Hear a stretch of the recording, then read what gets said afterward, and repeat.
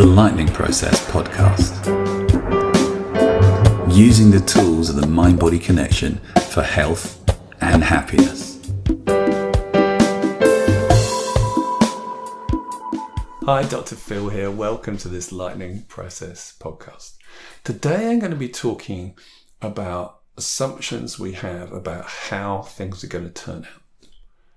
Do you find that you assume the worst? Oh, this is going to go wrong. These kind of things never work out for me well. I bet when this happens, this negative occurrence will occur. If that's you, and most of us have this in certain spaces and places of our lives, I knew that was going to happen.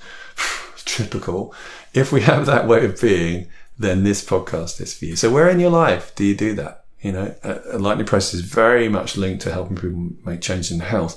Once you've got stuck with a health problem, you can really start to get into that, nothing's going to shift it. Nothing works. I've tried everything. Nothing works. Right?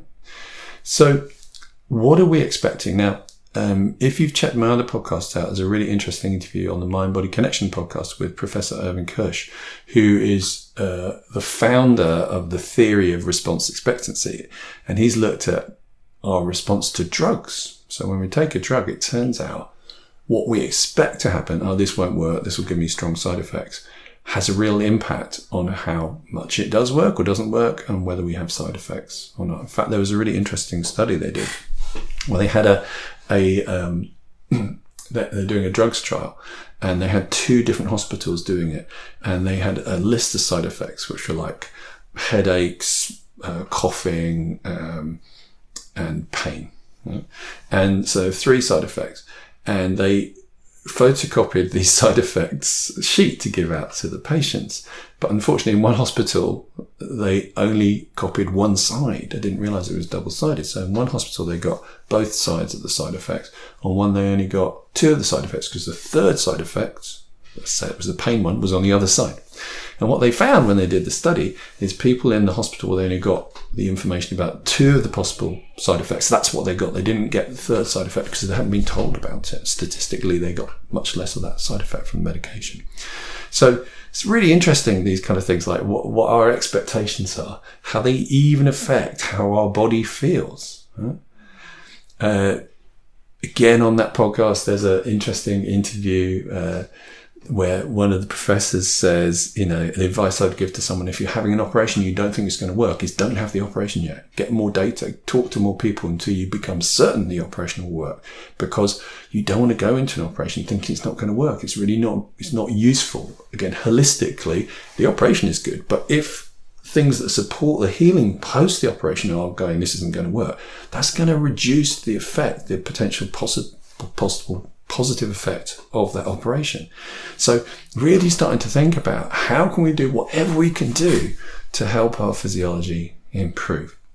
So if this is you, if you find yourself in some places going, I bet it won't work, the solution is to use the what if. So what we've got here is a version of the what if statement, like what if it doesn't work, or I'm certain it won't work, is to turn it round and ask yourself, what if it works even better than I imagine? Because when we think about it, when we're thinking about what's going to happen in the future, it's unwritten. We don't know what's going to happen in the future. It's made up. We're imagining what is going to happen in the future. And we convince ourselves about this imagination of what's going to happen strongly enough that sometimes we don't even do that thing because we know it's not going to work. And in terms of physiology, our imagination about it, our expectancy about it, affects how our body responds. And it's all made up. It's all about things that haven't happened yet. And we believe these things completely. So if you're choosing to believe these things about an event that hasn't happened yet, then it is equally possible you could choose to believe something positive about an event that hasn't happened yet, because that's more likely to have the effect you want. Now, some people might go, I'm fooling myself. Well, you're fooling yourself both ways. Fooling yourself thinking it's not going to work is equally telling yourself something that's not necessarily true. So instead, start asking yourself, is it useful for me to predict this negative outcome? Because predicting this negative outcome will have a less positive effect. Or is it more useful for me to be hopeful? Another thing people say is like, Yeah, but it's worse to hope and have your dreams destroyed than to be realistic and know that everything's going to be bad. It's like, well, no, that's not true, actually. What we want to do is we want to have the idea, like, to hold the possibility, well, what if? It's not saying, yeah, it definitely will. It's like, well, what if it really did turn out well? What would happen then? By asking ourselves this question, we are supporting and switching on the neurology and physiology that is most likely to carry that change. Imagine you're a 100-meter athlete at the Olympics and you're standing there at the line and you're going, I'm never going to win this. You really probably won't. Particularly if the other people next to you are going, I'm going to win this. Now, only one person can win. They're not all going to win.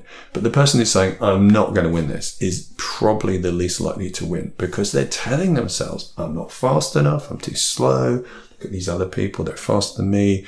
All those problems I've had, the injuries. That is really not the mindset to be in. Now, we know in athletics, I'm pretty sure everybody would know this, standing at the starting line, thinking those thoughts will not produce your best performance. Performance means how your muscles are working, how your heart is beating, how your lungs are breathing, how your coordination is. And what's making the difference here is what you're thinking, what you're saying to yourself, your conversation, your mindset, the triggering of neurological patterns. And most people would agree that that has an effect on your physical performance. Yeah. So the same applies everywhere. What you're thinking, which neurology you're switching on, where your focus is, will have an effect on your physiological performance everywhere. Whether that's being calm, improving your healing. We've got to be careful here. We're not going to say, well, then that means it's your fault for not healing. It's not saying that. It's just saying, well, this is another little, with sports coaching. It's like, what can we do to just take that extra increase in performance? What could we do? Anything that, so back in the day, they used to, in half-time football matches, to smoke cigarettes and eat meat pies because they thought that was a good thing. Then they realised that wasn't so good. You need to rest in a different way and rehydrate. That gives us this edge, this change that helps us to do even better. The same thing here. It's more a question of going, well, if talking myself into a hole is not helping, then maybe by being optimistic, and again, the science and research suggests that it does, being optimistic might give me the edge, might just tweak the system so that my body shifts and changes. And certainly we've seen this massive thing over the years, the last 25 years of working with people, how you can shift from having a long history of nothing works to kind of going, right, I'm deciding I'm going to really bring my A game to this and see what I can do. Again, there's no guarantee this will change it, but that is most likely to give you the chance of getting the change that you want, to move out of stuckness into being able to really see what you can do. So ask yourself this question. For me, okay, what if things could work out? What if these blocks that have been there for a while, I found a way through it? What would that be like? What would that feel like? What would happen? And just see what happens by starting to have that conversation with yourself, wherever you are, whether it's a health issue, a business project, a work idea, a hobby, trying to run faster, further. What if you could?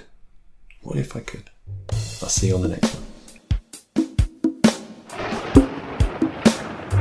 The Lightning Process Podcast. Using the tools of the mind-body connection for health and happiness. If you'd like to know more, please visit us at lightningprocess.co.uk.